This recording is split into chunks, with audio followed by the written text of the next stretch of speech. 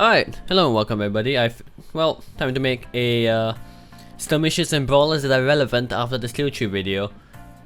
The skill tree has changed a lot of things. A lot of mechs, quite a few mechs have gone completely out of the meta, and a lot more mechs have come back into the meta. Well, quote unquote into the meta.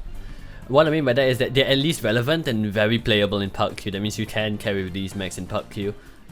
We'll be going over like I said, Brawlers and Skirmishers, which are similar playing styles, and those are the two playing styles which I am the strongest at. I feel like Brawling is my strongest playing style. After that it's like pop-tarting and skirmishing. Anyways, let's just get right to it. First of all, let's just go through in the order that we have our mechs here. The Adder is a pretty good skirmisher brawler right now because of the ammo racking. Like in the skill tree here, I have the I have the double missile rack stacking. So that means that I can invest a lot less ammo and put in I could put in like an extra heatsink or something like that. And because the Adder also gets like base structure quirks, you can stack your structure tree as such. I will show you guys. I will link the skill trees of every single mech that I have in this video in the description below if you guys are interested. So I'm gonna explain the ideology behind this. So what I went for is just went full to the left side so it can access both missile racking skill trees. Went for a bit of heat and cooldown. It wasn't like I had a mix of what I wanted to invest into, but the Adder feels really good right now. It is really relevant. Survivability tree, I just went for all of the easily accessible structure nodes. Nothing too special. I think the total structure bonus is like 34%. That's pretty good. Mobility, I have yet to test this more in depth, but I feel like I can neglect some of these trees. Maybe I can neglect torso speed. Hang on. So it turns at 144 degrees per second. Yeah, you can neglect torso speed. XL, decel, I wouldn't really neglect. Okay, so the things you can neglect on the the Adder are torso speed and torso yaw angle, because you don't need to turn that fast. Because the Adder has really good base torso yaw angle. I went for like heartbreak and speed tweak, so like you can stop on the dime and like change direction instantly in case you make a mistake. Anchor turn's really important in almost every single mech, so you can make tighter turns, turn tighter corners, and escape a lot easier. So what I'm gonna do is, hang on, I'm just gonna remove this and this, and there we go. Like I'm still haven't like completely min-maxed every single mech. I'm learning as I'm going along, so join me for the ride. So yeah, that would be the Adder's skill tree as such. And let me just explain the ideology behind this. Operations, because any mech that heats up a significant amount, unless you're like a ballistic boat, like even certain ballistic boats need this operation tree for cool run, because investing into 8% cool run is technically more effective than trying to invest in like 10% heat gen, because all of the cool run nodes are more easily accessible as compared to all of the heat gen nodes. For sensors, I didn't really do anything because I don't really need sensors. If you have good game sense and map awareness, the sensor tree is not really that useful, unless it's radar deprivation, in which case it's like if you need cover against LRMs, radar deprivation, but I don't really recommend it. So over here I went for double two shot because two shot is really powerful. It can reduce your heat by 50%. So in case your Adder ever overheats, you can just invest into two shot. If you feel like you're not going to use artilleries that much and more of UAVs, I would just like switch over the nodes and go for UAV duration instead. It's up to you. I personally go for artilleries because I like more damage and I'm a selfish player. Well, not as selfish as some people. But in any case, let's move on to the Artic Cheetah. So in case you guys haven't found out yet, the ECM in general has just been almost completely invalidated. Because if you want ECM to go back to its original levels of effectiveness, what you need to do is you need to invest into the sensor tree and get all of the ECM nodes, which is like 18 points or something, like 15, 18 points, which is way too many points in my opinion, to get ECM back to its original level of effectiveness before the skill tree. Like, you're better off spending those like 15, 18 points on firepower, mobility, operation, stuff like that. Anyway, so the new build for the Artic Cheetah right now is still 6 more pulses, but now you have an extra double heat sink, and you're wondering why I go for the B right torso instead of like going for the C and like a prime right torso and like have one less energy in the arm. It's because the right torso has positive mobility quirks. It's not even a set bonus. You have positive XL decel, turn rate, and you get extra structure on the right torso, which is pretty sweet. And then the left torso, so you can mount 6 more pulses in total. It's actually a lot more heat efficient now with the current iteration of the steel tree. Like, you can alpha a fair bit more times in the Artic Cheetah. In any case, here's the steel tree with firepower. Basically what I did was I ignored laser duration because clan small pulse lasers benefit very little from like 10% laser duration, that you're better off investing into something other things like say cooldown or heat gen. So this thing gets total 10.5% heat gen, and the cooldown would be like 6.6%. I would focus more on the heat gen because you want more sustain in the cheetah, not really so much DPS. It is a skirmisher, and if you get into a brawl, the heat gen will help you more than the cooldown. Survivability tree, I didn't take anything because lights barely benefit from the survivability tree unless they get structured twerks or armor twerks right off the bat. Mobility basically went into everything except torso speed. Got all of the speed tweak nodes. Since it's a light, you want to get all of the speed tweak nodes. So I ditched a bit of torso yaw as well, because the thing actually turns fairly well, 118 degrees behind with like almost all the torso yaw nodes. You could possibly ditch torso speed as well. Like if you want to save some points, you can go for torso pitch and get the torso yaw, but yeah, I like it as it is, the mobility tree. Jump jet tree is funny. It's fun and funny, but it's not really worth the points investing into unless you have like some spare laying around. Operations, same thing. I basically invested into, hang on, oh boy, I basically invested it into 8% worth of cooldown. So if you want to invest in the other 2% cooldown, you need to like 4 points for another 2% cooldown. It's not really worth it. Sensors, once again I got nothing, and for auxiliary I got tool flush and additional salvos for artillery. That's it. And the next mech in question would actually be the Commando 2D. I tested this a few matches out myself in solo queue.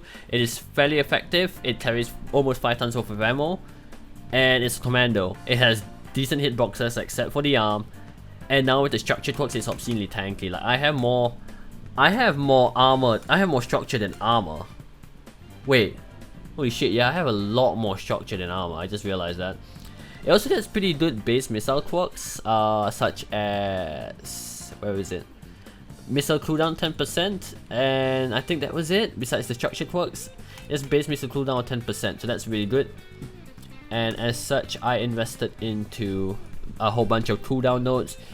Heat's not really a big issue in the Commando, and even if you hit heat, it would take quite a long while of you firing non-stop for you to reach the heat threshold, and even so, you can just use cool shot or whatever.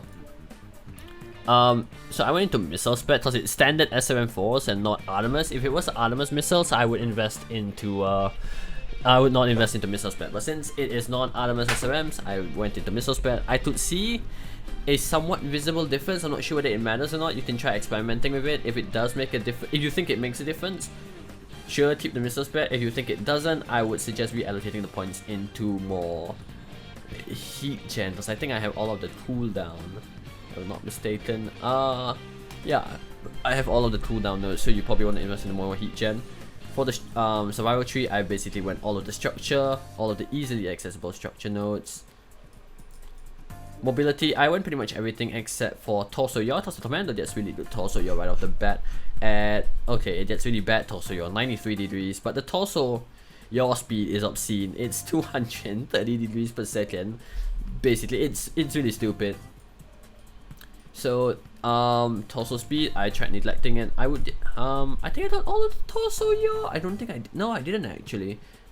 Hang on, why do I have torso speed? Hang on, that's fixed. I would value torso yaw more over torso speed 100% of the time. So what do I do? Yeah, I would say for some. Yeah, okay. You know what? I was gonna say something. It wouldn't have made much sense or whatever. I'm just disregarding it. Operations, I didn't really invest into it, cause this thing has 8 internal double heat sinks and 2 external double heat sinks for a total of 10 for the engine. Yeah, it's not gonna benefit that much from the cool-run tree, so I just disregarded it. Even if it gets hot, you can just like run double coolant and stuff like that. So that's what I did here. I went for double artillery and single coolant, enhanced coolant, so that my cool shot gives me an additional 25% heat, which is fine for triple SM4 because that thing's not that hot anyway. And here's the build. You guys are like looking for it. I will link everything in the description below. You know, I was gonna make this into one singular video, but I think I should just make it into like, yeah, of each different weight class. So over here we have Panthers are actually pretty good. for brawling and skirmishing after the steel tree. So what you do is like, I have this build right here. This is my favorite. This 2 PPC build. But you can do something like an S74 and like 4 medium pulses. And your right arm has as much arm armor as a fucking assault mech. So it's pretty good. So probably like 1 S74 here, and then you can go for like additional double heat sinks. You actually need to ditch the ferrofibrous armor to go for additional heat sinks. The build will look something like this: 4 medium pulse and S74. You could go for like ferrofibrous and then S76 or something. I don't know. It's up to you. The steel tree is as follows. You want to get firepower. What I did was went all the way for heat gen. If you're going for the medium pulse build, you might want to go straight down and go for laser duration. And yeah, laser duration and heat gen, not so much cooldown. So basically, if I was a medium pulse SRM Wolfhound, I would do something like this. This. Yeah, the other laser duration, the cooldown heat gen. Oh, okay, so the cooldown not well, so I can neglect some of the cooldown nodes, the heat. So something like this is what I would do for the firepower tree. And for survivability, I just went for all of the easily accessible armor nodes, since it does get base armor quirks, as you can see right here. And it would stack along with the steel tree nodes. So you can see that the Wolfhound has basically the torso armor of a 55 tonner, the leg armor of a 40 tonner, and the arm armor of an assault. Cockpit armor of nothing else. I forgot to show you that's the rest of the steel tree, hang on. So mobility, I went pretty much full mobility, almost all the speed tweak nodes. And once again, you want to ignore torso speed. I think you can ignore torso yaw as well. Yes, you can ignore torso yaw to a degree. But the nodes you want to ignore mostly are torso speed, which I don't... Oh, that's why I had it there. Hang on. Basically you want to ignore, yeah, torso speed, torso yaw, torso is already pretty good. Torso pitch in general, like I forgot to mention this in the other mechs, torso pitch in general, you don't reap much benefit from it. So you might as well not invest in it at all. What do I do? Oh shit, 14 points. You know what, I'll reallocate this later. So it will look something like this. Jump jet tree didn't invest anything at all because it only has 2 jump jets. If you have like 4 or more jump jets, the jump jet tree can be really fun, but not exactly min-max and viable. Operations trees don't look the same for almost every single mech. It's either you get nothing or you get 8% cool run. As for auxiliary, I went for double coolant. I might go for additional salvos of artillery if I really reallocate my points better.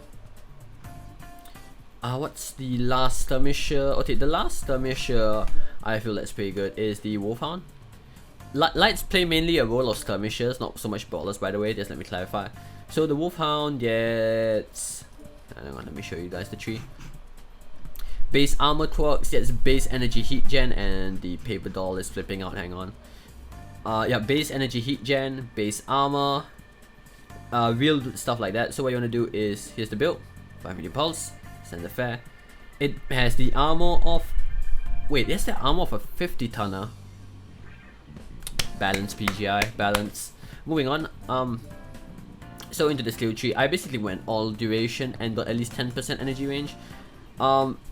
Because this is a lot of, it's an opportunist mech, you want to peek corners with this mech. And the lesser burn time you have in a light mech, that means the less stat time you have and the less chances of you getting damage. So I went laser duration since it's medium pulses, which actually benefit significantly from the laser duration tree. As for survivability, it's the same as it is on the Panther, pretty much just went for all of the easily accessible armor nodes. And investing into 1 structure node is not that worth it. If you don't invest into 1, you might as well invest into at least 5 for tangible benefit.